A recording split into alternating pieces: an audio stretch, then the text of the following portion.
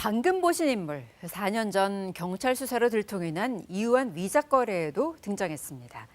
당시 국내 최고 화랑이 위작을 20여 점을 직접 사거나 판매 위탁을 받았습니다. 바로 문제의 이 최 회장을 믿었기 때문이라고 설명했습니다. 게다가 이우환 작가는 이 가짜 그림들에 자기 그림이 맞는다고 확인서까지 써줬습니다. 이어서 송명훈 기자입니다. 4년 전 이우환 위작 사건 당시 위작 조직 그림 50여 점을 취급한 곳은 인사동의 한 신생 화랑이었습니다. 이 화랑은 이 가운데 27점을 갤러리 현대에 직접 팔거나 판매 위탁했습니다. 국내 최고 화랑인 갤러리 현대로서도 장사 이래 최대 규모 거래였습니다. 여기서 최 회장이 등장했습니다. 현대에서 작품을 스님한테 보여드리고 현대에서 납작해야 우리가 팔 수 있다. 그래서 회장님이 온 거예요. 우리 앞에. 그분이 직접 현대까지 같이 가셨어요? 위작 조직이 그림 소장자로 내세운 최 회장의 비서가 그림 출처를 확인해줬다는 겁니다. 종교재단 소장품이라는 말에 갤러리 현대는 27점 모두 이우환 작가에게 보여주고 진품 확인서를 받았습니다.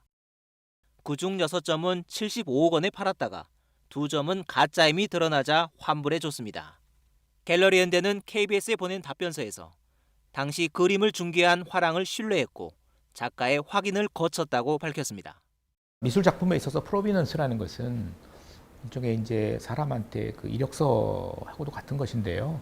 또 시장에서도 결국은 그 작품이 진위, 그 작품이 진위를 판단하는 데 있어서도 굉장히 결정적으로 중요한 자료가 되는 거죠.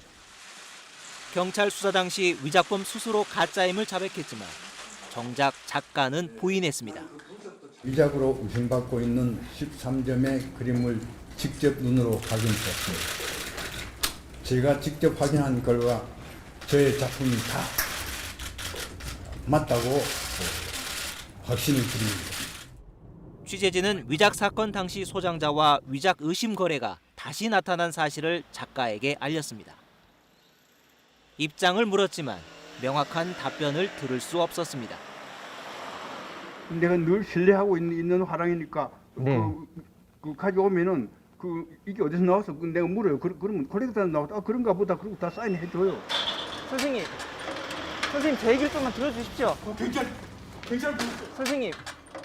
선생님 4년 전 위작 사건 진실 규명에 아무도 책임지지 않았고 지금도 바뀐 것은 없습니다. KBS 뉴스 송명훈입니다.